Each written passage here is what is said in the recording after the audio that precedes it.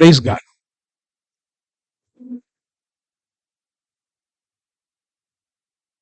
அப்போஸ்தலனாகிய பவுல் எபேசியருக்கு எழுதின நிருபத்தை நம்ம எடுத்துக்கலாம். அப்போஸ்தலனாகிய பவுல் எபேசியருக்கு எழுதின நிருபம் அதை எடுத்துக்கலாமா? பைபிள்ல அதை எடுத்துக்குங்க. எபேசியருக்கு எழுதின நிருபம்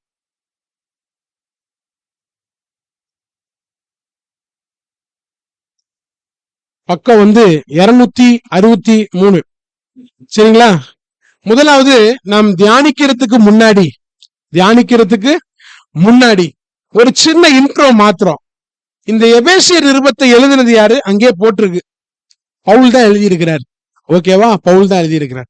ஆனா என்ன நோக்கத்துக்காக எழுதினாருங்கிறத மாத்திரம் ஒரு 2 நிமிஷம் சொல்லிட்டு அந்த அடிப்படையில செய்திக்குள்ள போனா கொஞ்சம் நம்ம மனதுல பதிகிறதுக்கு வாய்ப்பு இருக்கும். முதலாவது, சபையின் மேன்மையை வெளிப்படுத்த சிறையில் இருந்து எழுதின நிருபம். நான் சொல்றது விளங்குதா? சபையின் மேன்மையை வெளிப்படுத்த பவுல் சிறையில் இருந்து எழுதின நிருபம்.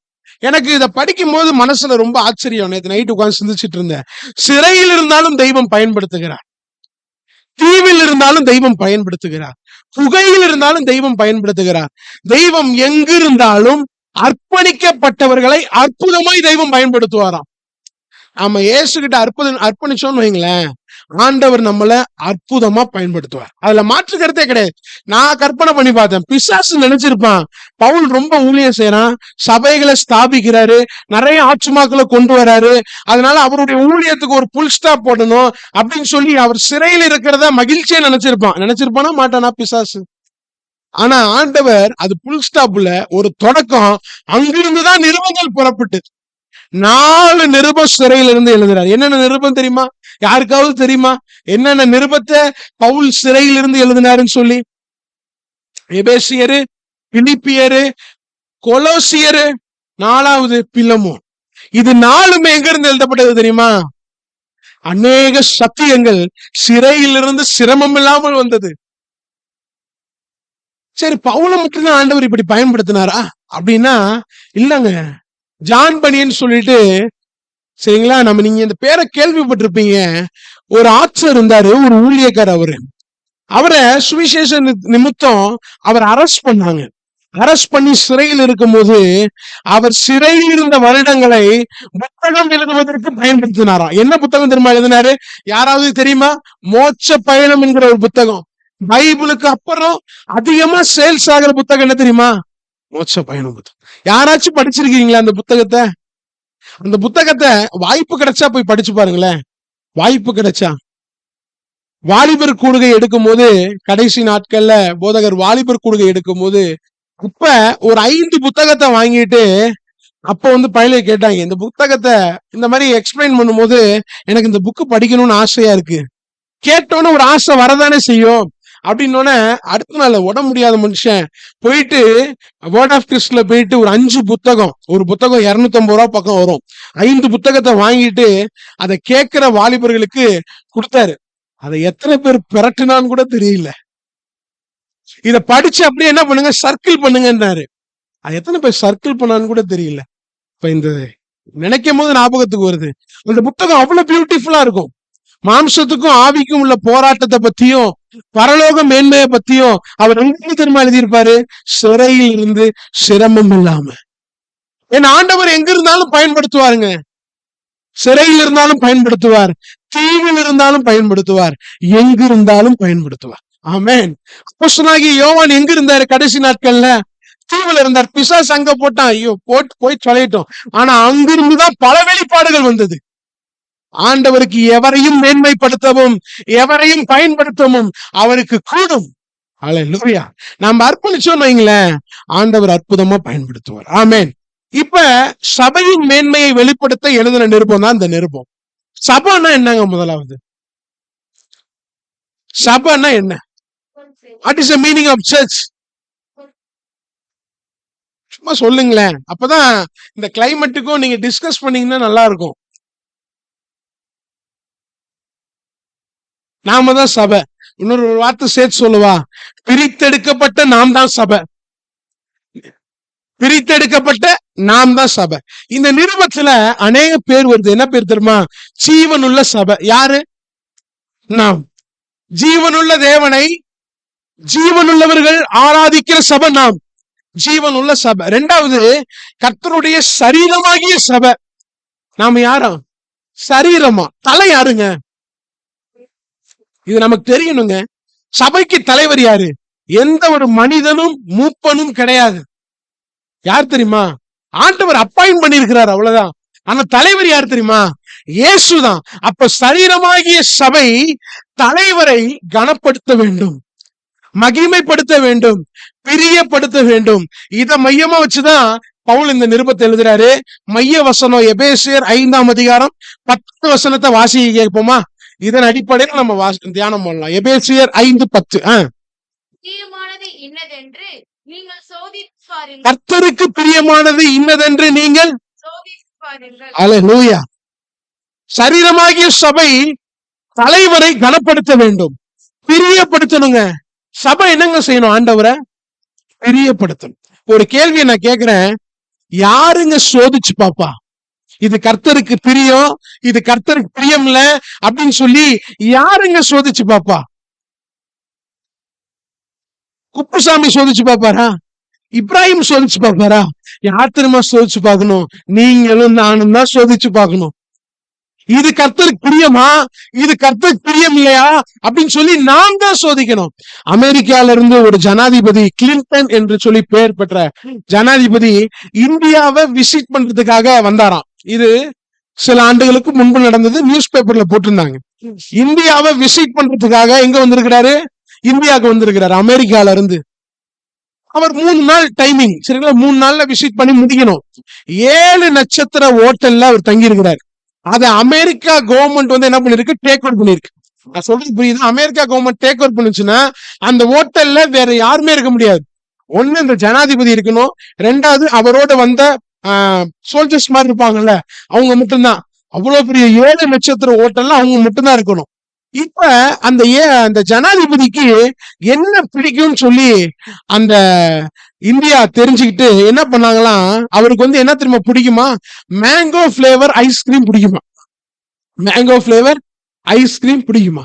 உடனே இந்த மேங்கோ பிளேவர் ஐஸ்கிரீம் என்ன செஞ்சிருக்கிறாங்க, உலகத்துல இருந்து எல்லா தேசத்துல இருந்து என்ன பண்ணிருக்காங்க, டிஃப்ரெண்ட் டேஸ்ட்ல உள்ள மேங்கோ பிளேவரை கொண்டு வர வச்சு, ஆல்ரெடி இருந்த ஸ்டோர்ல இருந்த ஃப்ரீசர்ல இருந்த பட்டர்ஸ்காட்ச், பிளாக் கரண்ட், இந்த மாதிரி வெண்ணிலா இதெல்லாம் ரிமூவ் பண்ணிட்டு ஃபுல்லா எதை பண்ணிட்டாங்க அப்படின்னா மேங்கோ பிளேவரை ஸ்டோர் பண்ணிட்டாங்க. அவர் இருக்க போறது 3 நாள். ரெண்டாவது, அவருடைய சொந்த தேசம் இது கிடையாது. ஆனா அந்த ஜனாதிபதிக்கு எது பிடிக்கும்னு தெரிஞ்சுக்கிட்டு அவருக்கு பிடிக்காதெல்லாம் என்ன பண்ணிட்டான்? தூக்கி போட்டு பிடிக்கிறதெல்லாம் என்ன பண்ணிட்டான்? ஸ்டோர் பண்ணிட்டான். கிறிஸ்துவானவர் என்றென்றைக்கும் என் கூட தான் இருக்கிறார். சபை வந்து இதை உணர்றதே கிடையாது. ஒரு சாதாரண மனுஷனுக்கு எவ்வளவுங்க சாப்பிடுவார் 3 நாள்ல? எவ்வளவு சாப்பிடுவார் சொல்லுங்களேன்? எல்லா தேசத்துல இருந்து ஐஸ்கிரீம் வந்திருக்கு. மிஞ்சி போனா ஜனாதிபதிங்க, அதனால 2 ஸ்பூனு 3 ஸ்பூனு அவ்வளவுதான் உள்ள இறங்கும், வேலைக்கு ஆகும். நம்ம மாதிரி ஆளுங்களா இருந்தா ஒரு நாளைக்கு 10 கிலோ காலி பண்ணிருக்கலாம். ஆனா அவர் வந்து 2-3 ஸ்பூன் தான் உள்ள தள்ளியிருப்பாப்புல. ஆனா அதுக்கு எவ்வளவு வந்து ஸ்டோர் பண்ணிருக்கான் பாத்தீங்களா? ஏன் தெரியுமா? அவருக்கு ரொம்ப பிடிக்கும். ஆண்டவருக்கு எதை பிடிக்கும் எதை பிடிக்காதுன்னு சொல்லி யாருங்க சிந்திக்கணும்? நான் தாங்க சிந்திக்கணும். அது என்னுடைய வேலைங்க, அது உங்களுடைய வேலைங்க. பந்தி போறதுக்கு முன்னாடி வாரந்தோறும் வாசிக்கிறோம், நம்மை நாமே நிதானித்தறிந்தால், நம்மை நாமே சோதித்தறிந்தால். எதங்க நிதானிக்கணும்? எதங்க சோதிக்கணும்? என்ன நிதானிக்கணும்? நான் ஆண்டவருக்கு பிரியமா வாழ்றேனா இல்லையா? என்ன சோதிக்கணும்? நான் ஆண்டவருக்கு பிரியமா வாழ்றேனா இல்லையான்னு சொல்லி நம்மை நாமே நிதானித்தறிந்தால் நாம் நியாயம் தீர்க்கப்படும். பந்தியை நம்ம ஈஸியா நம்ம எடுத்துட்டு போயிடுறோம். நிதானிக்கணுங்க. 1 நிமிஷம் நிதானித்து சிந்திச்சு ஒப்புரவாகி இனி வர நாட்கள் ஆண்டவர் உங்களுக்கு பிரியமா வாழ்றேன்னு சொல்லி ஒருத்தரை பண்ணி கடந்து போகணும். கிறிஸ்துவ வாழ்க்கை ஒரு விளையாட்டான ஒரு வாழ்க்கை இல்ல, கிறிஸ்துவை பிரியப்படுத்துகிற ஒரு வாழ்க்கை. அல்லேலூயா. கிறிஸ்துவை பிரியப்படுத்தி வாழணுங்க. ஒரு வசனத்தை வாசிங்களேன். வாசிக்கிறதுக்கு முன்னாடி நானே சொல்லிடுறேன். சங்கீதம் 143:10 தாவீது ஆசையா ஒரு பாட்டு பாடுறாரு. என்ன தெரியுமா எழுதுறாரு? உமக்கு பிரியமானபடி வாழ எனக்கு போதித்தரலும். போதித்தரலும்னா என்ன அர்த்தம்? போதித்தரலும்னா என்ன அர்த்தம்? சொல்லி கொடுங்கன்னு கேக்குறாரு. யார்கிட்ட கேக்குறாரு? ஒரு ஸ்டூடெண்ட் ஒரு ஆசிரியர்கிட்ட போய் எனக்கு இந்த சம்மு புரியல சொல்லி கொடுங்க, அந்த மாதிரிதான் கேக்குறாரு. யார்கிட்ட கேக்குறாரு? உங்களுக்கு என்ன பிடிக்கும் சொல்லித்தாங்க, சொல்லித்தாங்க. எனக்கு தெரியாது, நீங்க சொன்னீங்கன்னா தான் எனக்கு தெரியும். சொல்லி கொடுங்க ஆண்டவரே, டீச் பண்ணுங்க ஆண்டவரே, டீச் பண்ணுங்க ஆண்டவரே. தாவீதுடைய ஒரு ஜெபம் என்ன தெரியுமா? கண்மலையும் மீட்பருமாகிய கர்த்தாவே, என் வாயின் வார்த்தைகளும் என் இருதயத்தின் தியானமும் உமக்கு பிரியதாய். ரட்சிக்கப்படுறதுக்கு முன்னாடி எனக்கு பிரியமா இருந்துச்சு. ஏன் மனம் போன போக்கெல்லாம் பேசிக்கிட்டு இருந்தேன், என் சிந்தனைப்படியெல்லாம் நான் வாழ்ந்துட்டு இருந்தேன். ஆனா ரட்சிக்கப்பட்டதுக்கு பிறகு என் வாயின் வார்த்தைகளும் என் இருதயத்தின் தியானமும் ஏசப்பா உங்களுக்கு பிரியமா மாறணும் ஆண்டவரே. தாவீதுடைய ஜெபங்க இது. நம்முடைய ஜெபம் எப்படிங்க இருக்கு? கர்த்தரை பிரியப்படுத்தணும்னு ஒரு எண்ணம் நமக்குள்ள இருக்குதா? ஏசப்பாக்கு பிரியமா வாழணுங்கிற ஒரு எண்ணம் நமக்குள்ள இருக்குதா? உண்மையாவே பிரியப்படுத்தணும்னு ஆசை மட்டும் படல, வாழ்ந்தான். இன்னைக்கு நாம ஆசைப்படுவோம், பட் வாழ மாட்டோம். ஆனா தாவீது அப்படி இல்ல, ஆசை மட்டும் படலங்க, வாழ்ந்தான். அப்போஸ்தலர் 13:22 நானே வாசிக்கிறேன். சவுலை தள்ளி ராஜாவை, தாவீது ராஜாவை ராஜாவாக ஏற்படுத்தி ஆண்டவர் சொல்றாரு, இவன் என் சித்தப்படி எல்லாம் என் இருதயத்துக்கு ஏற்றதாசன், என் சித்தப்படி எல்லாம் செய்வான். ஆசை மட்டும் படலங்க, ஜெபம் மட்டும் பண்ணலங்க, சொல்லி கொடுக்க மட்டும் சும்மா பில்டப் போடலங்க, வாழ்ந்து காண்பித்தார். ஹல்லேலூயா. வாழ்ந்து காண்பிச்சாருங்க, வாழ்ந்து காண்பித்தார். ஒரு வசனத்தை வாசிங்களேன். எபிரேயர் 11:5. இதெல்லாம் இன்ட்ரோடக்ஷன் தான், இனிமேதான் நான் செய்திக்குள்ள போறேன். எபிரேயர் 11:5 எடுத்து வாசிங்க, பியூட்டிஃபுல்லா இருக்கும். ஏனோக்கு மரணத்தை காணாதபடிக்கு எடுத்துக்கொள்ளப்பட்டான். தேவன் அவனை எடுத்துக்கொண்டபடியினாலே அவன் காணப்படாமல் போனான். யாரு எடுத்துக்கிட்டாவா? தேவன் எடுத்துக்கிட்டாராம். ஏன் எடுத்துக்கிட்டாரு? ஒரு கேள்வி. தேவன் எடுத்துக்கிட்டாராம். அந்த ஊர்ல அந்த நேரத்துல எவ்வளவு பேர் வாழ்ந்திருப்பாங்க? யாரை எடுத்துக்கிட்டாராம்? ஏனோக்கு எடுத்துக்கிட்டாராம். ஏன்? விசுவாசம் ஓகே, இன்னொரு வார்த்தை இருக்கு தெரியுமா? தேவனுக்கு பிரியமானவன். அதனாலதான் ஆண்டவரே உங்களுக்கு பிரியமா வாழ்றதுல நீங்க பாத்திரம் எடுத்து போயிட்டீங்கன்னா, அப்படியா? தேவன் எடுத்துக்கிட்டாரா. அந்த வார்த்தை எவ்வளவு பியூட்டிஃபுல்லா இருக்கு பாத்தீங்களா? அது என்னோடதுடா, அது என்னோடதுடா. எடுத்துக்கிட்டாராம். எதுக்கு தெரியுமா? அவன் தேவனுக்கு பிரியமானவன். அதுல ஒரு வார்த்தை இருக்கு பாருங்களேன், உயிரோடு வாழும் போதே. திருப்பி வாசிங்களேக்கா. அப்படின்னா என்னங்க அர்த்தம்? எடுத்துக்கொள்ளப்படுவதற்கு முன்னமே. அண்டர்லைன் கூட பண்ணுங்க. அப்படின்னா என்ன அர்த்தம்? உயிரோட வாழும் போதே சாட்சி. நம்ம டெத்துக்கு போனா, நிறைய முறை சொல்லியிருப்பேன், டெத்துக்கு போனா அந்த நேரத்துல என்ன செய்வோம்? பாவம்னு புகழ்ந்துட்டு இருப்போம். வெளியில உட்கார்ந்து இப்படி ஒரு டீம் இருக்கும், அழுகிற டீம் இருக்கும், சரிங்களா? அடுத்து சாப்பாடுக்கெல்லாம் என்ன செய்யறது அப்படின்னு சொல்லி ஏற்பாடு பண்ற டீம் இருக்கும். இன்னொன்னு கழுதைக்கு அந்த மாதிரி இதுக்கெல்லாம் ஏற்பாடு பண்ற டீம் இருக்கும். இன்னொரு டீம் என்ன தெரியுமா? வெளியில உட்காந்து புகழ்ந்துட்டு இருக்கும். நல்ல மனுஷன், நல்ல மனுஷன், குடும்பத்தை நல்லா பார்த்தாரு, சபைக்கு நல்லா வந்தாரு, கரெக்டா வாழ்ந்தாரு, நிறைய பேருக்கு உதவி செஞ்சாரு, இவரால நிறைய பேர் வாழ்ந்திருக்கான்னு எங்க சொல்லுவான்? உயிரோட இருக்கும்போது செட்டப் பண்ண மாட்டாங்க நம்ம ஆளுங்க. ஆனா செத்தோன்னு என்ன பண்ணுவான்? ஒரு 5 நிமிஷம் காசா பணமா புகழ்ந்து விட்டு போவோம் அப்படின்னு. ஆனா இந்த ஏனோக்கு அப்படி இல்லைங்க. உயிரோட வாழும் போதே தேவனுக்கு பிரியமானவன் என்ற சாட்சி. அப்ப வாழ்க்கை எப்படி இருந்துச்சுங்க? சிந்திக்கணுங்க. சரி, ஏனோக்கு தனி தீவுலையா இருந்தாரு. தனி தீவுல நம்ம அப்படிதான் சொல்லுவோம், இந்த உலகத்தை விட்டு போனாதான்ப்பா நம்ம ஆண்டவர் பிரியமாவே வாழ முடியும். அப்படியா? பிரியமா வாழ்ந்தாதான் அவரோட போக முடியும். தனி தீவுலையா இருந்தாரு. இல்ல, பொண்டாட்டி இருந்துச்சு, பிள்ளைகள் இருந்தாங்க, பிள்ளைகளுக்கு கல்யாணம் பண்ணியிருப்பாரு, மருமகள்லாம் வந்திருக்கும், சம்பந்தி வந்திருக்கும். சம்பந்தின்னு வந்தா கூட சண்டை வரும். நிறைய பேருக்கு கல்யாணம் பிள்ளைகளுக்கு பண்ணாதனால உங்களுக்கு தெரியல. இனி வருகிற நாட்களில் காண்பீர்கள். நல்லா புரிஞ்சுக்கிறீங்களா? பிள்ளைன்னு ஒன்னா கல்யாணம், கல்யாணம்னா சம்பந்தி, சம்பந்தின்னா சண்டை. இது எல்லாமே பிள்ளை பெறாத பிள்ளையே, பிள்ளை பெறாத மலடியே, பாக்கியவதி. நிறைய பெற்றோர்கள் சொல்லுவாங்க. ஆனா அந்த அம்மாட்ட போய் கேட்டாதான் தெரியும். நிறைய பேர் சொல்லி கேட்டிருக்கிறேன், பிள்ளை பெறாத மலடியே, பாக்கியவதி. ஏன்னா ஒண்ணுதான் கொடுத்திருப்பாரு, ஒன்னே வளர்க்க முடியல. ஆனா இவ்வளவு பிரச்சனை ஏனோக்கு இருந்தாலும் ஏனோக்கு தேவனுக்கு பிரியமா வாழ்ந்தான். அல்லேலூயா, அல்லேலூயா. தேவனுக்கு பிரியமா வாழாம பரலோகம் போக முடியுமா? ஒரு கேள்வி. போக முடியாதானே? போக முடியுமாங்க? கேப்ல போயிடலாமா? போக முடியாது. அதுக்கு எதுவும் வசனம் இருக்குதா? மத்தேயு 7ஆம் அதிகாரம் 21 இருந்து 23 வரைக்கும் எடுத்து வாசிங்க.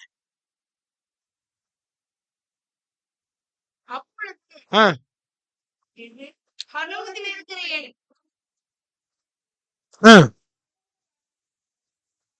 ஆமென்.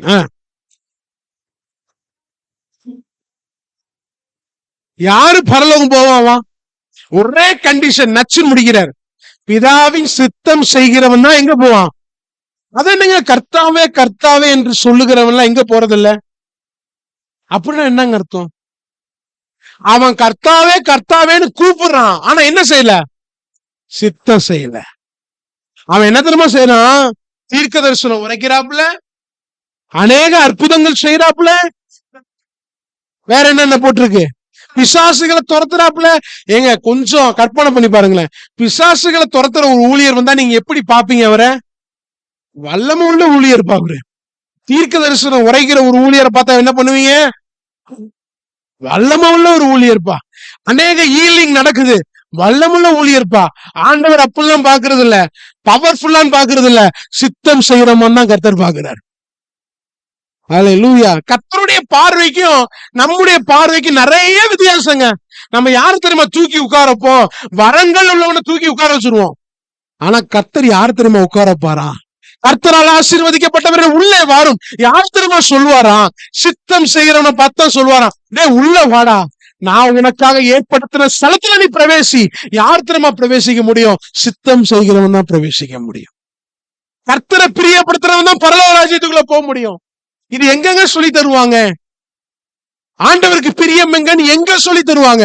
ஸ்கூல்ல சொல்லி தருவாங்களா? காலேஜ்ல சொல்லி தருவாங்களா? வேற எங்க சொல்லி தருவாங்க? சபையில சொல்லி தருவாங்க. அதனாலதான் எபிரேயர்ல ஆண்டவர் சொல்றாரு, சபை கூடி வருதலை என்ன ஆகாதீங்க. எனக்கு அடிக்கடி பிசாசு சோதனை வைப்பான். இப்ப இல்ல, இப்பயும் வைக்கிறான்.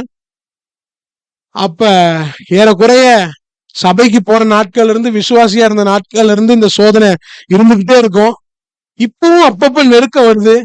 நெருக்க வரப்பெல்லாம் நான் ஒண்ணு யோசிப்பேன், ஆண்டவரை எக்காரணத்தை கொண்டும் நோ, அப்படி இருந்துச்சுன்னா நான் லெட்டர் நான் போட்டுறேன் ஆண்டவரே அப்படின்னு நான் நினைப்பேன். என்ன சோதனைனா, வருஷத்துக்கு 4 முறை உண்மை நடக்குது. வருஷத்துக்கு 4 முறை 4 முறை காலேஜ்ல டூர்.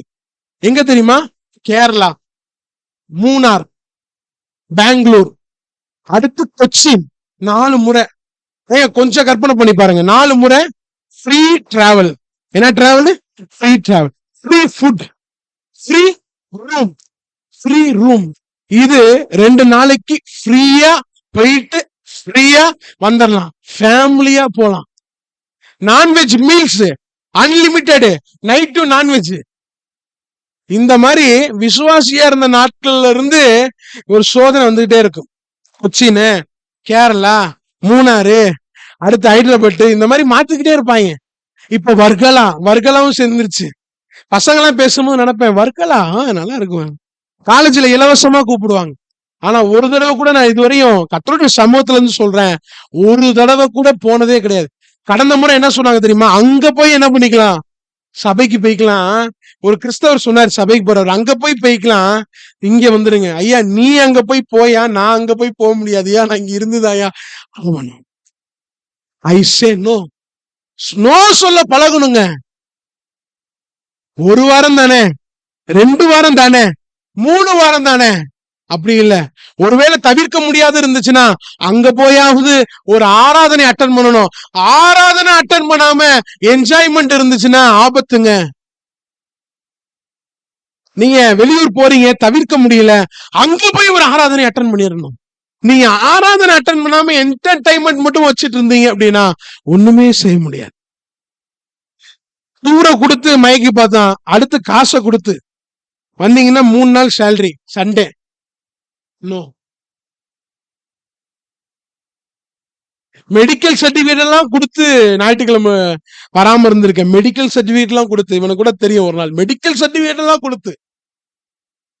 எதுக்கு சொல்ல வரோம்னா, சபை கூடி வருதலை விட்டு விடக்கூடாதுங்க. ஏன் தெரியுமா? அங்கதான் கர்த்தருக்கு எது பிரியம்னு சொல்லி தருவாங்க. சபை ஒரு எஜுகேஷன் சென்டர் தெரியுமா? அதனாலதான் நம்ம சபைக்கு வரும்போது ஒரு கையில ஒரு நோட்டோ பேனாவோ வச்சுக்கணும். ஏன்னா கர்த்தருடைய வார்த்தை அதை எழுதி வைக்கிறது ஒரு பாக்கியம். பின்பு ஒரு வாய்ப்பு கிடைச்சிச்சுன்னா நீங்க அந்த நேரம் பெறட்ட வேண்டாம், அதை நீங்க என்ன பண்ணலாம், பிரசங்கமா எடுக்கலாம். ஒரு எஜுகேஷன் சென்டரா எழுதி வச்சுக்கிறது நல்லது. நான் சமீபத்துல யோசிச்சு பார்த்துட்டு இருந்தேன், ஆண்டவரே ஜெபம் பண்ணேன், ஆண்டவரே நான் இவ்வளவு தவறு பண்ணிட்டேன், ஆண்டவரே என்ன தவறு பண்ணேன் அப்படின்னா, ஒரு யோசனை, என்னுடைய பழைய பிரசங்கெல்லாம் நான் சபைக்கு வந்திருக்கிறேன், செய்தியை கேட்டிருக்கிறேன், போயிட்டேனே ஒழிய பிரசங்கெல்லாம் எழுதி வைக்காம விட்டுட்டேனே. எழுதி வச்சிருந்தா ஏதாவது இப்ப பார்க்கும் போது ஒரு யூஸ்ஃபுல்லா இருந்திருக்குமேன்னு சொல்லி அநேக நாட்கள் வருத்தப்படுவது உண்டு. ஆராதனை இல்லாத நாட்கள் வந்துச்சுன்னா, சபை கூடி வரதாத நாட்கள் வந்துச்சுன்னா, வசனம் இல்லாத பஞ்சம் வரும்னு சொல்லப்படுது. அப்பெல்லாம் இது ஒரு பாக்கியமா இருக்கும்ல, குடும்பமா உட்கார்ந்து ஒரு நாள் நீங்க செய்தி, ஒரு நாள் இவர் செய்தி, ஒரு நாள் அவர் செய்தி எடுக்கலாம்ல, குடும்பமா ஆராதிச்சு குடும்பமா அப்பம் விட்டு செய்யலாம்ல, ஒரு பாக்கியம் தானே. சபை ஒரு எஜுகேஷன் சென்டருங்க, சும்மா வந்து போற இடம் இல்ல, சபை கற்றுக்கொள்ளுகிற ஒரு இடம். நாம் ஜீவனுள்ள சபை, ஜீவனுள்ள தேவனை ஆராதிக்கிற சபை. நாம் கர்த்தரை பிரியப்படுத்திதான் ஆகணும். கர்த்தரை பிரியப்படுத்தாம பரலோக ராஜ்யத்துக்குள்ள பிரவேசிக்க முடியாது. இப்ப செய்திக்குள்ள வரேன். கர்த்தருக்கு பிரியமானது என்ன? கர்த்தருக்கு பிரியமானது என்ன? கர்த்தருக்கு பிரியமானது என்னங்க? சித்தப்படி செய்யணும். ஒரு வசனத்தை காமிச்சு கொடுக்குறேனே, எபேசியர் 5ஆம் அதிகாரம் முதல் 2 வசனத்தை எடுத்து வாசிங்களா. எபேசியர் 5 முதல் 2. என்ன பிள்ளையா? நாமெல்லாம் யாருங்க? அவருடைய நாமத்தின் மேல் விசுவாசம் உள்ளவர்களாய் அவரை ஏற்றுக்கொண்டவர்கள் எத்தனை பேரோ அத்தனை பேரும் தேவனுடைய பிள்ளைகளாகும்படி அதிகாரம் கொடுத்தார். நாமெல்லாம் யாருங்க? பிள்ளை. இங்க என்ன வார்த்தை வருது? பிரியமான பிள்ளையா. ஒரு கேள்வி வருது, ஆண்டவரை ரைட் ஆண்டவரே நான் பிள்ளைதான், பிரியமான பிள்ளையா? 6வது வசனம் வாசிங்களேன். இது என்ன பிள்ளையா? இதுக்கும் ஆண்டவர் அன்புள்ள ஆண்டவர் என்ன தெரியுமா போறாரு? கீழ்ப்படியாமையின் பிள்ளை. உங்களுக்கு 2 பிள்ளை இருக்கு, 2 பிள்ளையும் ஒரே மாதிரியா இருக்கு. ஒண்ணு என்ன செய்யும்? சொல்றதெல்லாம் செய்யும். இன்னொன்னு கேட்கவே கேட்காது. கரெக்டா இல்லையா? உடனே நாம என்ன சொல்லுவோம்? இது என்ன மாதிரி, அது ஒன்ன மாதிரி. எது கீழ்ப்படியிலையோ, எது அடங்கலையோ, எது அடங்க மறுக்குதோ, எது சுட்டி பண்ணுதோ, இதெல்லாம் யார மாதிரி? அப்பா மாதிரி. இப்பவே நிறைய பேருடைய கைகள் அங்கிட்டு திரும்பு. நல்லா கேட்கிற பிள்ளைங்க யார மாதிரி? அம்மா மாதிரி. ஆண்டவர் அந்த மாதிரிதான். அதே பிரியமான பிள்ளை கீழ்ப்படியாமையும். நாம எந்த பிள்ளைங்க? பிரியமான பிள்ளையா, கீழ்ப்படியாமையும் பிள்ளையா? ஒரு சம்பவம் ஞாபகத்துக்கு வருது, சொல்றேன். ஒரு அப்பாவுக்கு 2 பிள்ளை. ஒரு அப்பாவுக்கு 2 பிள்ளை. அதுல மூத்தவனை பார்த்து சொல்றாரு, ஐயா தம்பி, திராட்சை தோட்டத்துல போய் என்ன செய்ய? வேலை செய். அவன் என்ன தெரியுமா சொன்னான்? நோப்பா, முடியாதுப்பா, என்னால வேலை செய்ய முடியாதுப்பா. உடனே அப்பா என்ன தெரியுமா பண்ணாரு? சின்னதுட்ட போனாரு. சின்னது என்ன தெரியுமா பண்ணுச்சு? உடனே செய்யறேன்னு சொல்லுச்சு. நம்ம வீட்டுல இந்த மாதிரி கேட்டகரி எல்லாம் இருக்கும். தண்ணி கொண்டு வாயா, ஒரு 10 நிமிஷம் இரு வரேன். அப்படி 10 மணி நேரம் ஆனாலும் தண்ணி வராது. கரெக்டா இல்லையா? 5 நிமிஷம் 10 நிமிஷம் 1/4 மணி நேரம் இரு வர அப்படின்லாம் நம்ம பிள்ளைங்க எல்லாம் சொல்லுது தானே. அந்த பையன் என்ன தெரியுமா சொன்னா? உடனே போறேன்னா. ஆனா என்ன தெரியுமா நடந்துச்சு? அவன் போல. யார் போனா தெரியுமா? மூத்தவன் தான் போனான். இப்ப ஆண்டவரு சுத்தி இருக்க மக்களை பார்த்து கேட்கிறாரு, எவன்டா அப்பா சித்தம் செஞ்சவன் கேட்கிறார். இப்ப நான் உங்களை பார்த்து கேட்கிறேன், இந்த 2 பேத்துல அப்பாவோட சித்தம் செஞ்சது யாரு? நீங்க பேசுங்க. யார் செஞ்சா? மூத்தவன் போக மாட்டேன்னு சொன்னா, ஆனா மனஸ்தாபப்பட்டு போயிட்டான். 2வது போறேன்னு சொன்னுச்சு, ஆனா போல. 2ல அப்பா சித்தம் செஞ்சது யாரு? பெரியவன் தான். கரெக்ட் தானே? ஏன்? அப்பா சித்தம் செஞ்சான், சொல்றது செஞ்சான். பிரியமான பிள்ளைன்னா என்ன தெரியுமா அர்த்தம்? ஆண்டவரை பிரியப்படுத்துற பிள்ளைன்னு அர்த்தம்.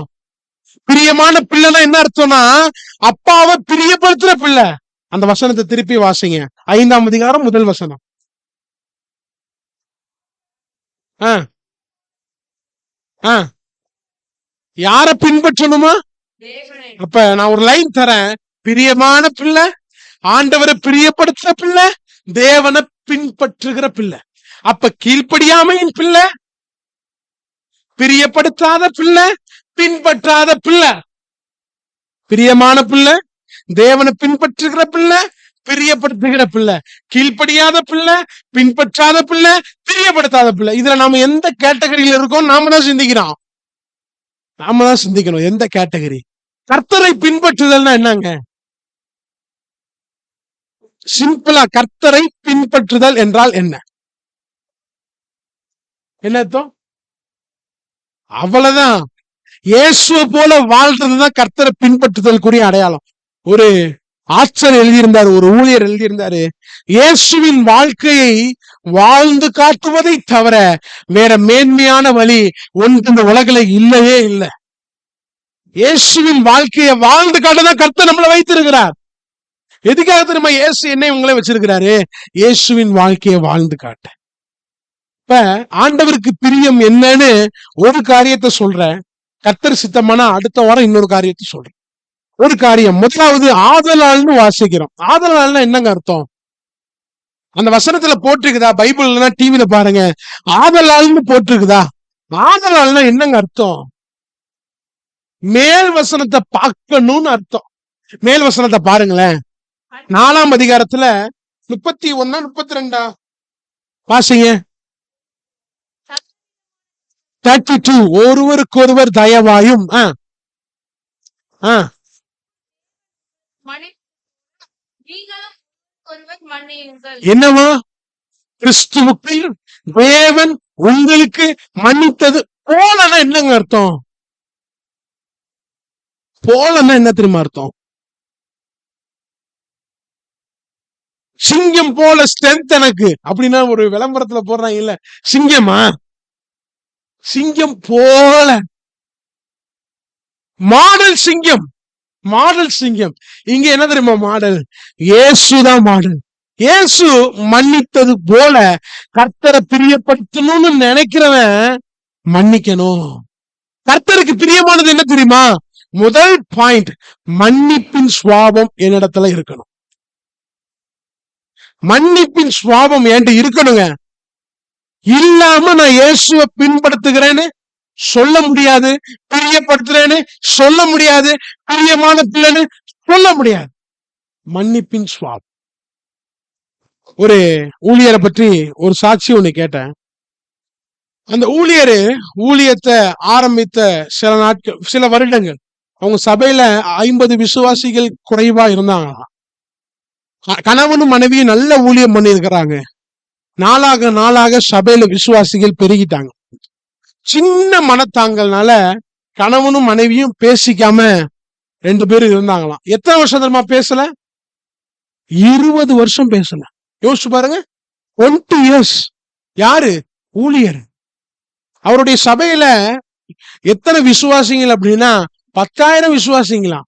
எத்தனை விசுவாசிங்க? ஒன்னே யோசிக்காதீங்க. 10,000 விசுவாசினா யாருன்னு கண்டுபிடிச்சிடலாமே. 10,000 விசுவாசிங்களாம். சாவுற வரைக்கும், அந்த ஊழியர் சாவுற வரைக்கும் அவங்க பேசல. அந்த ஊழியர் சொல்வாராம், நான் என் ஒய்ஃபோட ஆரம்பத்துல சமாதானமா இருந்த போது சபையில விசுவாசிகள் குறைவா இருந்தாங்க. இப்ப நானும் என் ஒய்ஃபும் பேசிக்கிறது இல்ல. ஆனா நாங்க என்ன, இப்ப எங்க சபையில எவ்வளவு விசுவாசிங்க? 10,000 விசுவாசிங்க. இதுக்கு பேர் தான் என்ன தெரியுமா அர்த்தம்? சைலண்ட் டைவர்ஸ் அர்த்தம். இப்படி ஒரு உலகத்துல பேசிட்டு இருக்கிறான் வெளியில. சைலண்ட் டைவர்ஸ்னா என்ன தெரியுமா அர்த்தம்? டைவர்ஸ்னா என்ன அர்த்தம்? பிரிகிறது. அத வேதம் சுத்தமா அங்கீகரிக்கல. சைலண்ட் டைவர்ஸ்னா என்ன தெரியுமா அர்த்தம்? ஒன்னா இருப்பான், ஒரே வீட்டுல இருப்பான். இவன் ஏங்கிற ரூம்ல இருப்பான், பிங்கிற ரூம்ல இந்த அம்மா இருக்கும். பிள்ளைகளுக்காக ஒன்னாவே வாழ்ந்துட்டு இருப்பாங்க. பேசிக்க மாட்டாங்க, சமைச்சு போடுவாங்க. இவர் சாப்பிட்டுக்குவாரு, இவர் தட்டை விளக்கிக்குவாரு, அந்த அம்மா பண்ணிக்குவாங்க. இப்படியே வாழ்றது. இது பேர் என்ன அர்த்தம்? சைலண்ட் டைவர்ஸ் அர்த்தமா. ஒருத்தவங்க சமீபத்துல சொல்றாங்க, இன்னையில இருந்து நாம சைலண்ட் டைவர்ஸ். ஒரு வீடியோ ஒண்ணு பார்த்தேன், சைலண்ட் டைவர்ஸ். நரகங்க, நரகம். அந்த ஊழியர் கடைசியில இறந்து போனாரா. இறந்து போனோன்னு ஃபனரல் சர்வீஸ்ல இந்த அம்மா மூளையில உட்கார்ந்து இருந்துச்சான். பின்னாடி யோசிச்சு பாருங்க, பின்னாடி மூளையில உட்கார்ந்து இருந்துச்சான். இறந்ததுக்கு அப்புறம் சபை 20 கூறு போட்டு போயிருச்சு. சபை 20 பேர் எழும்பி 20 பேர் ஆளாளுக்கு கொஞ்சம் கொஞ்சம் ஒரு கூட்டு போயிட்டு, இந்த பாஸ்டமோட ஒரு ஆளு கூட நிக்கல. வரங்கள் சபையில கூட்டத்தை சேர்க்கும், கனிகள் தான் ஆத்மாவை தங்க வைக்கும். அல்லேலூயா. வரங்கள் இருந்துச்சுன்னு வச்சுங்களேன், தீர்க்க தரிசனம் வரம், அற்புதம் செய்யற வரம். இப்ப சும்மா போட்டு பாருங்களேன், சும்மா கற்பனைக்கு சொல்றேன். வெளியில ஒரு போர்டை போட்டு அற்புதம் செய்யும் சக்தி உடைய ஊழியர் அப்படின்னு ஒரு போர்டை போட்டோன்னு வைங்க, டெஃபினட்டா இந்த வருஷத்துக்குள்ள 100 ஆத்மாவை நம்ம ரீச் பண்ணிடலாம். ஜொரம்னா ஆத்மா உள்ள உட்கார்ந்து இருக்கும், வைத்தாலன்னா சபையில ஆத்மா உள்ள உட்கார்ந்து இருக்கும், உள்ள ஆத்மா வந்திருக்கும். ஏன் தெரியுமா? வரங்கள் என்ன செய்யும்? ஆத்மாவை சபைக்குள்ள கொண்டு வந்துருங்க. ஆனா கனிகள் என்ன தெரியுமா பண்ணும்? ஆத்மாவை தங்க வைக்கும். நிறைய பேர் சபை விட்டு போறவங்க எல்லாம் சொல்லி கேட்டிருக்கிறேன், என்ன மனுஷன் எப்ப பார்த்தாலும் கத்திக்கிட்டு வாழ் வாழ் வாழ் வாழ். ஆத்மாவை ஏன் தெரியுமா போக வைக்குது? கனி இல்லாதனால. எது முக்கியங்க? கர்த்தருடைய பார்வையில கனிதாங்க முக்கியம். ஏன்னா அந்த கனிதான் நம்மை பரலோகத்துக்கு அழைத்து போகும். மன்னிப்பின் சுவாபம் எனக்கு வேணுங்க. அதுக்கு ஒரு மாடல் யார் தெரியுமா? இயேசுவா. கொலேசியர் 3:13 வசனத்தை வாசிங்களேன்.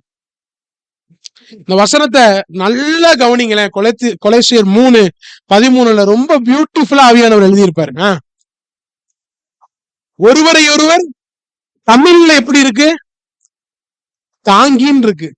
தாக்கின்னு நம்ம படிச்சிடக்கூடாது, தாங்கி. ஆனா இன்னொரு டிரான்ஸ்லேஷன்ல எப்படி தெரியுமா இருக்கு? அந்த வார்த்தை ரொம்ப கவர்ந்து இழுத்தது. என்ன தெரியுமா போட்டிருக்கு? ஒருவருக்கொருவர் பொறுத்துக் கொள்ளுங்கள். அப்படின்னு என்னங்க அர்த்தம்? அட்ஜஸ்ட் பண்ணுடா. நான் கற்பனை பண்ணி பார்த்தேன், வீட்லயே அட்ஜஸ்ட் பண்ண, எங்க சபையில அட்ஜஸ்ட் பண்றது? வீட்டுல அட்ஜஸ்ட் பண்ண முடியுதா? கட்டினதுகிட்டையும் பெத்துக்கிட்டதுகிட்டையும் நாம பிறந்துகிட்டதுக்கையும் நம்ம பெத்தெடுத்ததுகிட்டையும் அட்ஜஸ்ட் பண்ண முடியுதா? அட்ஜஸ்ட் பண்ண முடியல இல்லைங்க. ஏங்க அட்ஜஸ்ட் பண்ண முடியல? அந்த கணவன் மனைவி ஏங்க பேசல? ஒரு நாள் 2 பேத்துல யாராவது ஒருத்தர் சாரின்னு சொல்லியிருந்தா அந்த உறவு ஒத்தி இருக்கும்ல. அப்ப 2 பேருமே என்ன செய்யல? சாரின்னே சொல்லல. அப்புறம் என்ன தெரியுமா அர்த்தம்? ஈகோங்க. இந்த ஈகோ என்ன தெரியுமா பண்ணும்? ஈகோ என்கிட்ட இருந்துச்சுன்னா என்னால மன்னிக்கவே முடியாது. வாலிபர் எல்லாம் கேட்டுக்குங்க, ஏன்னா கொஞ்சம் வருடத்துக்குள்ள கல்யாணத்துக்குள்ள எல்லாம் போறீங்க. ஈகோ இருந்துச்சுன்னா என்ன பண்ண முடியாது? மன்னிக்கவே முடியாது. யாராவது ஒருத்தர் இறங்கினா போடும். நாளா ஆம்பளை சிங்கம் இல்ல, நாளா இறங்கி போக மாட்டேன். நீ ஆம்பளை சிங்கம் தான்யா, உன் அம்மா அப்பாவுக்கு ஆம்பளை சிங்கம். ஆனா மனைவிக்கு நீனு பூனைக்குட்டி தான். அங்க போய் சிங்கம்லாம் சொல்லி பாரு, அசிங்கம்னு சொல்லிடுவாங்க. எல்லாம் சிரிக்கிறான் பாருங்க. ஒருத்தர் சிரிச்சு கண்ணுல தண்ணியே வந்துருச்சு. ஏசப்பா, ரொம்ப முக்கியங்க. மன்னிப்பு ரொம்ப முக்கியம். ஈகோ என்கிட்ட இருக்கவே கூடாது தெரியுமா? 50 வயசு 55 வயசு ஈகோ புடிச்சுக்கிட்டு இன்னும் சுத்திக்கிட்டு வேண்டாங்க. ஏன் தெரியுமா மன்னிக்க முடியல? ஈகோ என்கிட்ட இருக்கு. ஈகோ என்கிட்ட இருக்கு. பொறுத்து கொள்ளுங்க, அட்ஜஸ்ட் பண்ணுங்க. சபையில அட்ஜஸ்ட் பண்ண முடியல. ஒரு சபையில நடந்தது. ஒரு சபையில அடிக்கடி, நீங்க எந்த சபைன்னு யோசிக்காதீங்க, நான் சொல்றது வெளியில ஊர்ல. அந்த சபையில அடிக்கடி உணவு போடுவாங்களாம். உணவுன்னா ஏதோ ஸ்பெஷல் மீட்டிங்னாலே உணவு அந்த சபையில கட்டாயமா இருக்கும். அப்ப அந்த சபையில உணவு போடும்போது, உணவு பரிமாற ஆட்கள் எப்பயுமே இந்த புத்தியில தான் இருக்கிறாங்க. உணவு பரிமாற ஆட்கள் என்னன்னா, வேண்டப்பட்டவனுக்கு எக்ஸ்ட்ரா ஒரு 2 துண்டு, மத்தவனுக்கெல்லாம் சாம்பார், இவங்களுக்கு கொஞ்சம் கிரேவியை ஊத்தி பிசைஞ்சு சாப்பிட்டு அதுக்கப்புறம் சாம்பார் ஊத்தி சாப்பிடு. இந்த மாதிரி ஒரு கேட்டகரி அங்கேயும் நின்னுச்சு. இத ஒருத்தன் பார்த்துட்டாரு. இத ஒருத்தர் பார்த்தோன்னே சரியான சண்டை. யாருக்கும் அப்படின்னா இவருக்கும் இந்த பரிமாற நபருக்கும் பயங்கரமான சண்டை. பயங்கரமான சண்டை என்ன தெரியுமா ஆச்சு? சபையை விட்டே அவர் போயிட்டார். சபையை விட்டே போயிட்டார். ஆனா எனக்கு இந்த வசனத்தை வாசிக்கும் போது அந்த சம்பவம் ஞாபகத்துக்கு வந்துச்சு. ஏன்னா இவருக்கு என்ன சண்டை? ஒரு துண்டு எஸ்டா அவனுக்கு விழுந்துருச்சு, கிரேவி எஸ்டா அவனுக்கு விழுந்துருச்சு. இவர் போய் நார்மலா கேட்டு எனக்கு ஒரு துண்டு போடு, எஸ்டா போட முடியாதுன்னு சொல்லியிருக்க மாட்டாங்க, இல்ல ஏதாவது ஒண்ணு பண்ணியிருந்திருக்கலாம். ஆனா சின்னதை பொறுத்து கொள்ள முடியாம அட்ஜஸ்ட் பண்ணாததுனால என்ன தெரியுமா ஆச்சு? சபையில சலசலப்பு. இன்னைக்கு இந்த மாதிரி எல்லாம் இருக்கதானே செய்யணும். சபையில வீட்லயே இருக்க முடியல இல்லங்க. அப்ப சபையில நாம அட்ஜஸ்ட் பண்ணி தான் ஆகணும். வீட்லயே நம்ம புருஷன்டையும் பொண்டாட்டிட்டையும் பிள்ளைகிட்டையும் நம்மளால என்ன பண்ண முடியல, அட்ஜஸ்ட் பண்றது சிரமமா இருக்கு. அப்ப சபையிலேயும் சிரமமா தானே இருக்கும். சிரமத்தோட அட்ஜஸ்ட் பண்ண பழகணும். நம்ம மக்கள் கிரயத்து கொல்லப்பட்டவர்கள் நாம. ஒரே ரத்தத்தினால தெய்வம் நம்மள சம்பாதிச்சாரு. சகோதர சகோதரிகள், அந்த மனப்பங்கு நமக்குள்ள வரணும். உயர்ந்தவன் தாழ்ந்தவன் அப்படி என்கிற எண்ணம்லாம் சபைக்குள்ள இருக்கவே கூடாதுங்க. அந்த மாதிரி எண்ணம்லாம் நமக்குள்ள இருந்துச்சுன்னா நம்மளால மன்னிக்க முடியாது, பொறுத்து கொள்ள முடியாது, அட்ஜஸ்ட் பண்ண முடியாது. வாசிங்க இந்த வசனத்தை திருப்பி 3:13. ஒருவர் மேல் குறைபாடு உண்டானால் அப்படின்னு என்ன அர்த்தம்? ஏதாவது இருக்குதா? மன்னித்தது போல மன்னியுங்கள். என்ன செய்யணுமா? ஏதாச்சும் வருத்தம் அவன் மேல எனக்கு இருந்துச்சுன்னா இயேசு எப்படி மன்னிச்சாரோ அது போல மன்னிக்கணும். இப்போ ஒரு கேள்வி வருது இல்ல, இயேசு எப்படி மன்னிச்சார்? இத மட்டும் சொல்லிட்டு நீ முடிக்கிற. இயேசு எப்படி மன்னிச்சாரு? இயேசு யார மன்னிச்சாரு? நான் எப்படி மன்னிக்கணுங்கிறத மட்டும் படிச்சுட்டு நம்ம நிறைவேற்றுவோம். இயேசு எப்படி மன்னிச்சார் தெரியுமா? ஒரே வார்த்தையில சொல்லவா? மனப்பூர்வமாய் மன்னித்தார். உங்களுக்கு புரியுற மாதிரி சொல்றேன். இயேசு ஒரு ஆளை மன்னிச்சுட்டாருன்னா, இயேசு என்ன மன்னிச்சுட்டாருன்னா, என்னை திரும்பி பார்க்கும்போது நான் செஞ்ச குறை அவருக்கு முன்பு தெரியாது. ஏன் தெரியுமா? அவர் சமுத்திரத்துல போட்டாரு, ஆழத்துல போட்டாரு, அவர் கண்ணுக்கு தெரியாது. மனப்பூர்வமாய் இயேசு மன்னித்தா. தன் ஜீவனை மனப்பூர்வமாய் கொடுத்து மன்னித்தார். மனப்பூர்வமா மன்னித்தார். ஆனா நாமளும் மன்னிப்போங்க. நாம மன்னிக்காமலாம் இல்ல, மன்னிப்போம்.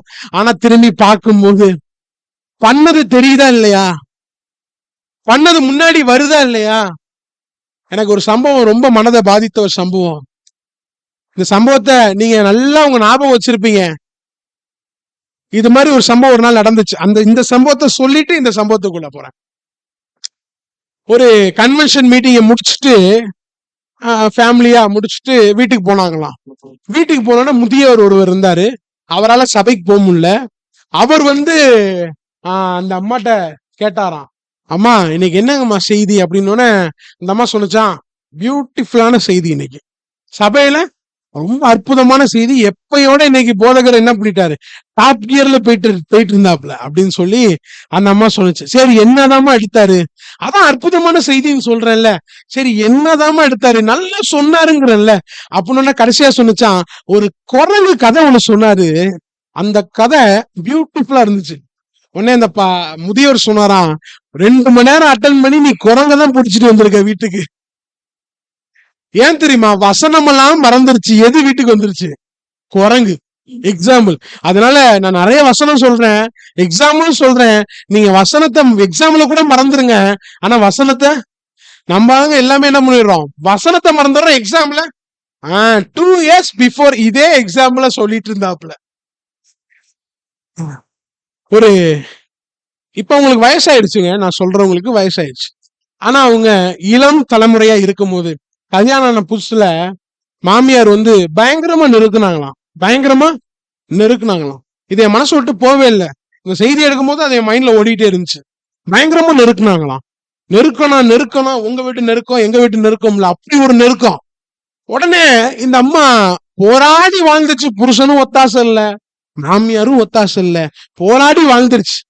ஆனா இப்ப ஒரு வாய்ப்பு கிடைச்சிச்சு. என்ன வாய்ப்பு தெரியுமா?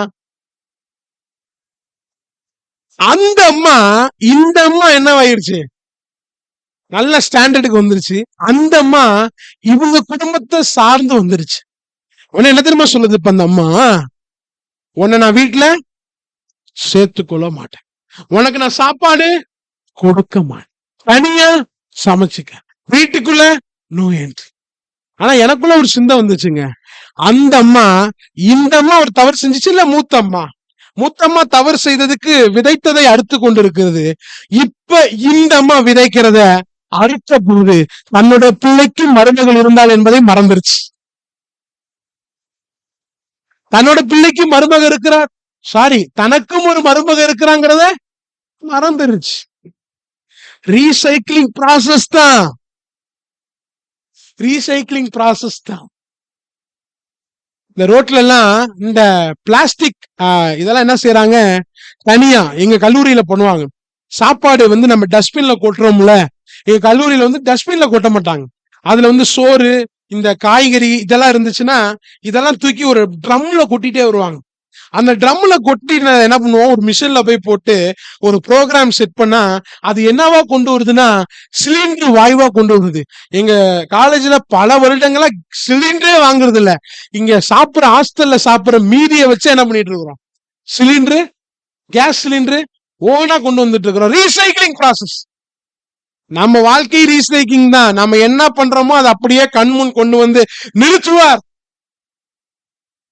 மருமக மாமியார்களுக்கு எல்லாம் ஒரு நல்ல பாடம். நேத்து ஒரு நியூஸ்ல படிச்சாங்க, கன்னியாகுமரியில பொதுவா எந்த ஊரு, கிறிஸ்தவர்கள் அதிகமா இருக்கிற ஊரு. அந்த ஊர்ல ஒரு ஹெட்லைன்ஸ்ல போட்டிருந்தாங்க, அந்த ஊர்ல மருமகள் இருக்காங்கல்ல, மருமகளுடைய காதை மாமியார் கடிச்சிட்டாலாம். கடிச்ச கடியில காது பாதி தொங்கிருச்சான். உண்மையா படிச்சேன், வேணா என்கிட்ட கேட்டீங்கன்னா உங்களுக்கு அனுப்பிச்சு விடுறேன். வீட்டுல இதை படிச்சு ரெஃபரன்ஸ் பாத்துக்குங்க. யோசிச்சு பாருங்க, காதை கடிக்க, அது என்னங்க அர்த்தம்? காதை கடிக்கிற அளவுக்கு எவ்வளவு வெறி இருந்திருக்கு பாத்தீங்களா? நியூஸ் பேப்பர்ல போட்டாங்க, வழக்கு நடக்குதுங்க. அந்த அம்மா மருமக பார்த்தா பாவமா இருக்கு, இப்படி காதுல பஞ்ச வச்சுட்டு இப்படியே உட்கார்ந்துருக்கு பரிதாபமா. ஏன் தெரியுமா? எதுக்கு இவ்வளவு விளக்கம் சொல்றேன் தெரியுமா? மன்னியாமை நம்மகிட்ட இருக்குங்க. கிறிஸ்தவன் அல்லாதவன் இப்படி இருக்கிறான், ஓகே, கிறிஸ்தவர்களும் இப்படி இருக்கிறதா வேதனை. மன்னியாமை நமக்குள்ள இருக்கு. ஒரு வசனத்தை வாசிங்க, இயேசு எப்படி மன்னித்தார். மத்தேயு 18:21-22 எடுத்து வாசிங்களேன். அதுக்கு முன்னாடி இந்த வசனத்தை வாசிருங்க, நாம எப்படி மன்னிக்கணும்னு சொல்லித்தரேன். 18:21-22. பேதுரு, என் சகோதரன் எனக்கு விரோதமாய் செய்து வந்தால் நான் எத்தனை தரம் மன்னிக்க வேண்டும்? ஏன் பேதுரு இயேசு கிட்ட கேட்கிறாரு? கரெக்டான ஆள்கிட்ட போய் என்ன சொல்றாரு கேள்விய? யூதாஸ்ட போய் இந்த கேள்வியை கேட்டிருந்தா அப்படி இருந்திருக்கும். கரெக்டான ஆள்கிட்ட போய் கேள்வி கேட்கிறாரு. நாமளும் பழகிக்கணுங்க, கரெக்டான ஆள்கிட்ட கேள்வி கேட்கணும். பதில் தெரியாதவன், கேள்வி தெரியாதவன் கேள்வியை கேட்டுவிட்டு குழப்பி விடுறதுக்கு இந்த மாதிரி கரெக்டான ஆள். வாசிங்க. 7 தரம் மன்னிக்கணுமான்னு கேட்கிறாரு. அப்பனா 7 தரம்னு ஆண்டவர் சொல்லி இருந்தாருன்னா அவர் என்ன பண்ணிருப்பாரு?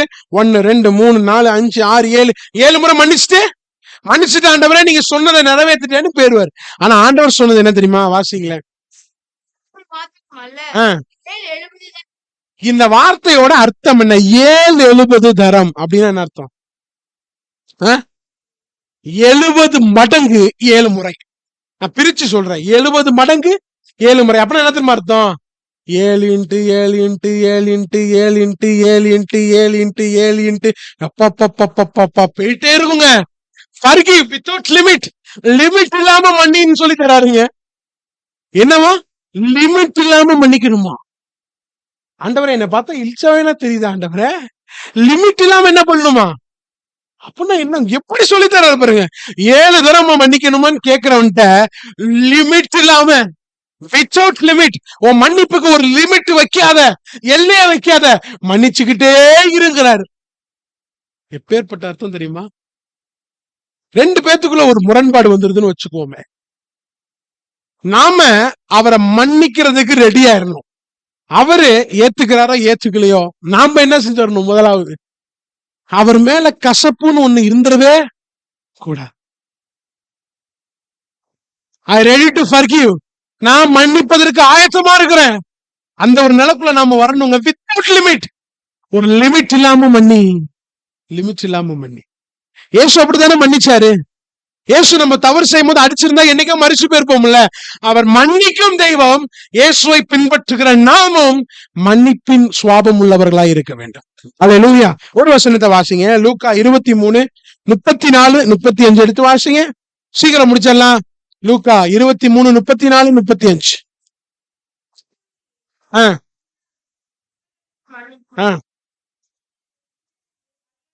யார மன்னிக்கணும்? அடுத்து வாசிங்க. சீட்டு போட்டார்கள். ஃபர்ஸ்ட் என்ன பண்ணிருக்கிறாங்க? வஸ்திரங்களை பங்கிட்டு இயேசு வேணா, இயேசுவோட Dress வேணும். ஏன் தெரியுமா? இந்த Dressல பவர் இருக்குது. ஒரு அம்மா தொட்டுச்சு, 12 வருஷம் பாடு போச்சு, இப்ப இந்த Dress தூக்கி என் வீட்டுல போய் வச்சேனா எனக்கு ஹீலிங் நடந்துடும். அதனால இயேசு வேணாம், அவரை நிர்வாணமாக்கிடுவோம். அவருடைய Dress என்ன பண்ணிடுவோம்? என்ன மோசமான ஜனம் பாத்தீங்களா? இயேசுவை நிர்வாணமாக்கிடுவோம், ஊரை பார்க்க வச்சிருவோம். ஆனா அவர் Dress வீட்டுக்கு எடுத்துட்டு போயிருவோம். வாசிங்க, அடுத்து வாசிங்க. ஆ, அதிகாரிகளும் ம்.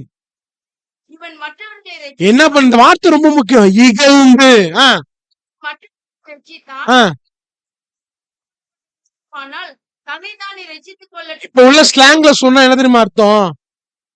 நீ உண்மையான ஆளா இருந்தா உன்னை நீ காப்பாத்து பார்க்கலாம். ஆமாண்டா, நான் உண்மையான ஆளுதான்டா அப்படின்னு சொல்லி இறங்கி இருந்தாருன்னா மனுக்குலத்துக்கு ரட்சிப்பு கேள்விக்குறியா இருக்கும். ஆனா தெய்வம் சகலவற்றையும் சகித்தா. இகழ்றாங்க, ட்ரெஸ்ஸ பங்கிட்டு போடுறாங்க, நிர்வாணம் ஆக்குறாங்க. அந்த ஒவ்வொரு ஆணியோட அளவு எவ்வளவு தெரியுமா? 7 அங்குலத்துக்கு மேல வருமா. நம்ம சென்டிமீட்டர் கணக்குல ஒருத்தர் எழுதி கொடுக்கிறாரு. 15-20 சென்டிமீட்டர் நீளமா, 7-8 சென்டிமீட்டர் அகலமா. இந்த ஆணி அவருடைய கையில குத்துனவன, இயேசுவ நிர்மூலமாக்குனவன, முழுமுடி சூட்டப்பட்டவன, வாரால அடித்தவன இயேசு மனப்பூர்வமா மன்னிக்கிறார். ஆல்ரெடி இயேசுவை 39 முறை அடிச்சுட்டாங்க. அந்த சரீரத்துல சிலுவைய வேற வைக்கிறாங்க. அந்த சிலுவை 150 கிலோல இருக்கு. நல்ல பாலிஷிங் பண்ண சிலுவையாது, தேக்குல கரடு முரடான சிலுவை தானே. அதை தூக்கி இயேசுவோட முதுகுல வைக்கும் போது ஆல்ரெடி சதையெல்லாம் பிச்சு தொங்குது. இவர் மலை மேல ஏத்துறான். எப்படி இருந்திருக்கும் ஏறி இறங்கும் போது. ரத்தமா சிந்தி நம்ம பாட்டு போடுவோம், கொள்கதா இல்லையா ரத்தம் சிந்துதுன்னு பாட்டெல்லாம் பாடுவோமே. கொஞ்சம் கற்பனை பண்ணி பாருங்களேன். அவ்வளவு ரத்தமும் சிந்தி சிலுவையில் அவரை நிர்வாணமா நிக்க வைக்கும் போது வாயை திறக்கிறாரு. சபிக்க போறாரு போல இருக்குன்னு சுத்தி உள்ளவெல்லாம் பாக்குறான். சபிக்கலங்க, வாயை திறந்து சொல்றாரு, இவர்கள் அறியாமல் செய்கிறார்கள், இவர்களை மன்னி. எந்த நிலையில கடந்து வந்து எப்படிங்க முடிந்தது? தேவகுமாரன் மனுஷகுமாரன் கர்த்தராகிய இயேசுவினால எப்படி முடிந்தது? அந்த அன்பு மன்னிக்க வைத்தது. மனுக்குலத்தின் மீது உள்ள அன்பு மன்னிக்க வைத்தது. இயேசுதான் அதுதான் சொல்றாரு, நான் மன்னிச்சது போல நீங்க மன்னிங்க. ஹல்லேலூயா. ஆண்டவரே, நீங்க எங்க இருக்கிறீங்க ஆண்டவரே? நாங்க எங்க இருக்கிறோம் ஆண்டவரே? கொஞ்சம் கொஞ்சமா டெவலப் ஆகுடா. அம்மாவை மன்னிச்சிரு, மகளை மன்னிச்சிரு, பிள்ளைய மன்னிச்சிரு, பக்கத்து வீட்டுக்காரனை மன்னிச்சிரு, சண்டையெல்லாம் வேண்டாம், மன்னிச்சிரு. வாழ போற வாழ்க்கை எவ்வளவு தூரம்? 70-80? அதுவே ரொம்ப டஃப். இப்ப உள்ள வாழ்க்கைக்கு டஃப்பா தெரியுது. எவ்வளவு நாள் வாழ போறோம்னு தெரியாது. கொஞ்ச காலம் தான் வாழ போறோம். ஆனா கொஞ்ச காலம் ஈகோ இல்லாம வாழ்வோம். மருமகளை பார்க்கும்போது ரொம்ப இரிட்டேட்டிங் ஆகுது. ஆனா அந்த நேரத்துல இரிட்டேட்டிங் ஆகும்போது இயேசுவை நினைச்சு பாருங்களேன். உங்க சம்பந்திய பார்க்கும்போது ரொம்ப இரிட்டேட்டிங் ஆகுது. அந்த நேரம் இயேசு 39 அடிபட்டு அவருடைய சரீரம் கிழிஞ்சு தொங்கி அதுல சிலுவையை வைத்து அவர் மேடு மேல ஏறுறத நினைச்சு பாருங்களேன். நினைச்சு பார்க்கும்போது என்ன தெரியுமா சொல்லுவீங்க?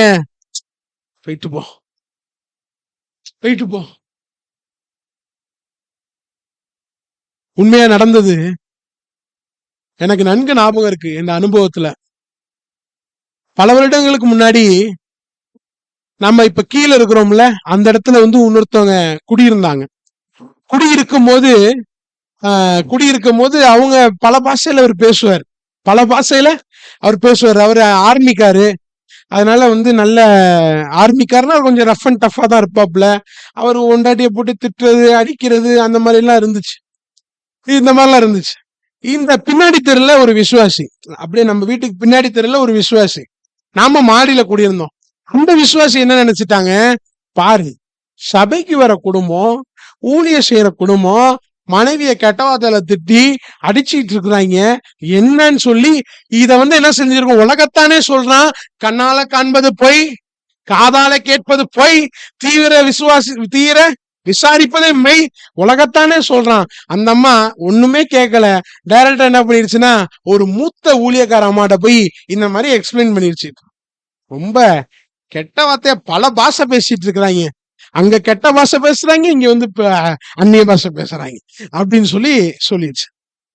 அந்த ஊழியக்காரம்மா ரொம்ப நல்லம்மா, அவங்க வந்து சொல்லிட்டாங்க இந்த மாதிரி அவங்க அப்படி சொன்னாங்க அப்படின்னு சொல்லி சொன்னோன்னே எனக்கு இன்னும் ஞாபகம் இருக்கு பாருங்க அந்த சம்பவம். அப்பெல்லாம் ஸ்கூல் படிச்சுட்டு இருந்த மாதிரி ஏஜ் தான். ஆனா நான் யோசிச்சேன், அந்த அம்மா பரப்பிருச்சு இல்ல, அவதூறு பரப்பிருச்சு இல்ல. இப்ப ஆண்டவர் சொல்றாரு, நான் மன்னிச்சது போல என்ன பண்ணு. இப்ப அந்த அம்மாவை பார்க்கும்போது அவதூறு பரப்புனதுதான் ஞாபகத்துக்கு வருதா, இல்ல அன்பு வெளிப்படுதா?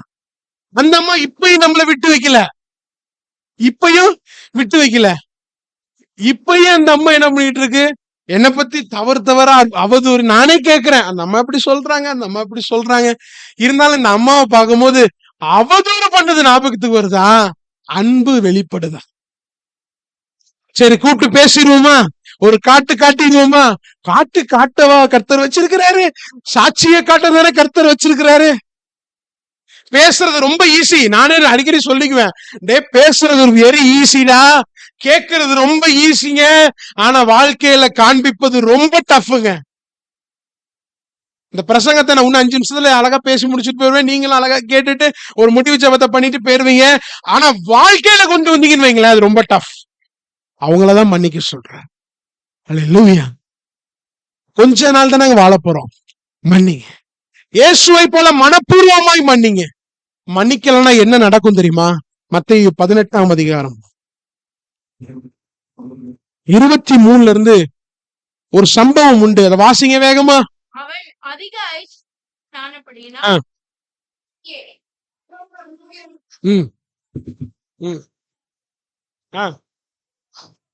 நான் வேகமா சொல்லிடுறேன். இது என்ன ஒப்பா இருக்குதான், கணக்கு பாக்குற ராஜாவுக்கு ஒப்பா இருக்குதான். ஒரு ராஜா கணக்கு பாக்குறாரு, அசிஸ்டண்ட வச்சுட்டு கணக்கு பார்க்கும்போது மேட்ரை புடிச்சிட்டாரு. எவன் எல்லாம் கடனை வாங்கி அடைக்காம இருக்கிறாங்கன்னு 2 பேர் ஒருத்த மாட்டிட்டான். அதுல யார் அப்படின்னா 10,000 தாளந்து வாங்கினவன். 10,000 தாளந்து. ஒரு தாளந்து 35 கிலோ. ஞாபகம் வச்சுக்கோங்க, ஒரு தாளந்து 35 கிலோ. அப்ப 10,000 தாளந்துனா யோசிச்சு பாருங்க, அது வெள்ளியா இருந்தா என்ன ரேட்டு போகும், தங்கமா இருந்தா இப்ப உள்ள தங்க ரேட்டுக்கு அது எங்க போகும் யோசிச்சு பாருங்களேன். அவ்வளோ கடன் வாங்கியிருக்கான். அவனை ராஜா கூப்பிடுறாரு. கூப்பிட்டு என்ன தெரியுமா தண்டனை கூப்பிடுறாரு, நீனும் உன் மொண்டாட்டியும் உன் பிள்ளைகளும் அடிமையாக்க போறேன் அப்படின்றாரு. நான் கொஞ்சம் கொச்சையா சொல்றேன், ஏன்னா அந்த மன்னிப்பின் மேன்மையை உணர்றதுக்காக சொல்றேன். இவன் அடிமைனா ஓகேங்க, அடிமைனா உரிமை இல்லைன்னு அர்த்தம். எந்த வேலைக்காரனுக்கும் அடிமைக்கு வித்தியாசம் இருக்கு. வேலைக்காரன் எனக்கு வேலை பிடிக்கலன்னா கிளம்பிடலாம், அடிமை அப்படி கிளம்ப முடியாது.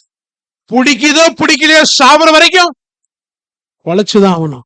ஆனா இவன் பரவாயில்லைங்க, பொண்டாட்டி அவ ஒரு பெண்ணுங்க. கொஞ்சம் சிந்திச்சு பாருங்க, கொஞ்சம் பெண்ணுனா இவனுக்கு மனைவியா இல்ல, எவனுக்கு வேணா அவன் மனைவி ஆகலாம். அடிமையா இருந்தா யாரு வேணாலும் அவளை கட்சி போல யூஸ் பண்ணலாம். அந்த தண்டனை கொடுக்குறாருங்க. அவன் தப்புன்னு முழங்கால் படிக்கிட்டு என்கிட்ட கொஞ்சம் பொறுமையா இருங்க, நான் அடைச்சிடுறேன்னு சொல்றான். உடனே என்ன தெரியுமா சொல்றாரு ராஜா, முழுசா அவனுக்கு அதை கேன்சல் பண்றான்டாங்கிறார். அவன் அடைக்கிறேன்னு சொல்றான், ஆனா அவன்கிட்ட கர்த்தர் கொடுக்கறதுக்கு இந்த ராஜா சொல்றது என்ன தெரியுமா, முழுசா கேன்சல் பண்ணிடுறேன். இவன்கிட்ட ஒருத்தன் கடன் வாங்கியிருக்கான், இவன்கிட்ட ஒருத்தன். நான் என்ன சிந்திக்கிறேன், இவன் இங்க கடன் வாங்கி அங்க வட்டி கூட்டிருப்பான் போல இருக்கு. இவன்கிட்ட ஒரு ஆள் வாங்கியிருக்கான், அவன் வந்து எவ்வளவு தெரியுமா, ஒரு தாளந்து 35 கிலோ தான் வாங்கியிருக்கிறான். அவனை பார்த்துட்டான், தொண்டைய புடிச்சு நெரிச்சு ஜெயில போட்டு கொடுமைப்படுத்தலாம். இது யாருடைய காதுக்கு போது தெரியுமா, ராஜாவுடைய காதுக்கு போகுது. ராஜா ஒரு வார்த்தை சொல்லுவாரு, எடுத்து வாசிங்களேன், 33 எடுத்து வாசிங்களேன், பியூட்டிஃபுல்லா இருக்கும். நான் உனக்கு இறங்கினது போல நீயும் உன் வேலைக்காரனுக்கு இறங்க வேண்டாமோ? இப்ப ராஜாவுடைய எதிர்பார்ப்பு என்ன? டேய், நான் உன்னைய மன்னிச்சல்லடா, நீ பில்டப் எல்லாம் கொடுக்குறீங்களடா, பாவியிலே பிரதான பாவின்னு சொல்றீங்களடா, ஒண்ணுனா மன்னிச்சல்லடா, நீ மன்னிக்க மாட்டியா? நீ மன்னிக்கலனா வாசங்க 35. அடைந்து ஆ, அவன் மன்னிக்கலனா அவருக்கு கோபம் வந்துருங்க, தேவ கோபம் வந்துரும். மன்னிக்கலனா வாசிங்க. ஆ, அவனை ஒப்புக் கொடுத்தான். ஆ, நீங்களும் அவனவன் தன் சகோதரன் செய்த தப்பிதல் ஆ. மனப்பூர்வமாய் இந்த வார்த்தை ரொம்ப முக்கியம். மனப்பூர்வமாய் மன்னியாமல் போனால் மன்னிப்பார் என்றார். ஏன் என்னுடைய பேர்ல ஒரு டாக்குமெண்ட் ஆண்டவர்கிட்ட இருக்குது, கற்பனை பண்ணிக்கங்க. என்னுடைய பேர்ல ஒரு டாக்குமெண்ட், நான் செஞ்ச எல்லாத்தையும் எழுதி சிலுவை நடுவுல வைத்து ஆணி அடிச்சுட்டாங்க. ஏசு எல்லாத்தையும் மன்னிச்சுட்டாரு. ஆனா இங்க சொல்றாரு, டேய் நீ மன்னிக்கலனா அந்த டாக்குமெண்ட்டை திருப்பி கொண்டு வந்து முன்னாடி நிறுத்திடுவேன், என்னுடைய மன்னிப்பெல்லாம் கேன்சல் பண்ணிடுவாராம். பாவ மன்னிப்பு நிச்சயத்தை பெற்ற சொல்ல முடியாதுங்க, மன்னிப்பு கேன்சல் பண்ணப்படும். ரொம்ப ஜாக்கிரதை. கர்த்தர் என்ன மன்னிச்சிருக்கிறார், ஆமேன் அப்படின்றோம்ல, நான் கூட இருக்கிறவங்கள மன்னிக்கலனா என்ன கர்த்தர் மன்னிக்க மாட்டார். அப்ப நான் இயேசுவை போல மனப்பூர்வமாய் மன்னிக்கணும். நான் இழிச்சவாயனா? ஆமா. ஒரு விசுவாசி ஆண்டவர் எதோட தெரியுமா ஒப்பிடுறாரு? கல்லறைக்கு ஒப்பிடுறாங்க. விசுவாசியை யாருக்கு தெரியுமா ஒப்பிடணும்? கல்லறைக்கு. ஒரு ஊழியர்கிட்ட ஒரு விசுவாசி போய் கேட்டாராம், சுயம் சாகுதல்னா என்ன? சுயம் சாகுதல்னா என்ன? சுயம் சாகுதல்னா நான் ஒரு விளக்கம் கொடுக்குறேன், நீ கல்லறைக்கு போ, அங்க போய் உன்னால முடிஞ்ச மாதிரி பாடிக்கு முன்னாடி நின்னு கண்ணாமுன்னான்னு திட்டு, அதுக்கப்புறம் வா அப்படின்னாராம். வந்தோடனே நான் கண்ணாமுன்னான்னு திட்டேன் அப்படின்னோடனே ஏதாச்சும் ரியாக்ஷன் இருந்துச்சா? நோ ரியாக்ஷன், ஒன்லி ஸ்லீப்பிங் தான் அப்படின்னாராம். அவர் பாட்டு ஸ்லீப்பிங்கா உள்ள இருக்கிறார், ஒன்லி ரியாக்ஷன். உடனே சொன்னாரா, இதாண்டா சுயம் சாகுறது. உனக்கு விரோதமா யார் எழும்பினாலும் அந்த கல்லறைக்குள்ள இருக்கிற பிணம் மாதிரி நீ இருக்கணும். கேட்கும் போதெல்லாம் நல்லாதான் இருக்கு, கேட்கும் போது நல்லாதான் இருக்கு, பிணம் மாதிரி இல்ல, பாம்பு மாதிரி டக்குன்னு படத்தை, விசுவாசி பாம்பு மாதிரி டக்குன்னு படத்தை வேணாங்க. பலவீனத்துல வந்துருதுதான், என்ன செய்யறது? ஆனா அட்லீஸ்ட் வாழ்வதற்கு விருப்பப்படுங்க, கர்த்தர் நம்ம கூட இருக்கிறாரு, உங்களை இருந்துருச்சுனாலே அவருக்கு பேராசை வந்துடும் உங்க மேல. கிருபையை கொடுத்து பலத்தை குடிச்சு ஆசீர்வாதத்தை குடிச்சு உங்களை கர்த்தர் நடத்திக்கிட்டே இருப்பார். ஆமென். எல்லாரும் எழுந்து நிற்போமா? எல்லாரும் எழுந்து நிற்போம். திருப்பலாம். ஆண்டவரே அப்பாவை துதிக்கிறோம், நன்றி செலுத்துகிறோம். ஆண்டவரே ராஜாதி ராஜா, கர்த்தாதி கர்த்தர், எங்களோடு பேசின வார்த்தைக்காக நன்றி அப்பா. உமது சமூகத்தில் அமர்ந்து உமது வார்த்தைகளை கேட்டோம், அதன்படி வாழ கர்த்தர் கிருபைகளை கற்றுக் கொடுங்க. திரும்பி நாங்கள் சந்திக்கும் வரை உங்க கிருபைகளை நடத்தட்டும். சக்தி ஆவியாகிய தேற்றலவாளன் சகல சத்தியத்திற்குள்ள நடத்தும்படி நாங்கள் ஜெபிக்கிறோம். ஆண்டவரே தொடர்ந்து நடத்துவீராக. இயேசுவின் மூலம் துதிக்கிறோம் நல்ல தகப்பனே, ஆமென். எல்லாரும் சேர்ந்து சொல்லுவோமா? என் ஆத்துமாவே கர்த்தரை ஸ்தோத்திரி, என் முழு உள்ளமே கர்த்தருடைய பரிசுநாமத்தை ஸ்தோத்திரி. என் ஆத்துமாவே கர்த்தர் செய்த சகல உபகாரங்களை ஒரு நாளும் மறவாதே. ஆமேன், ஆமேன், ஆமேன். பிதாவாகிய தேவனுடைய அன்பும் கர்த்தராகிய இயேசு கிறிஸ்துவினுடைய கிருபையும் சமாதானமும் பரிசுத்த ஆவியானவருடைய அந்நிய ஐக்கியமும் உங்கள் அனைவரோடும் கூட என்றென்றைக்கும் இருப்பதாக. ஆமேன், ஆமேன், ஆமேன். God bless you.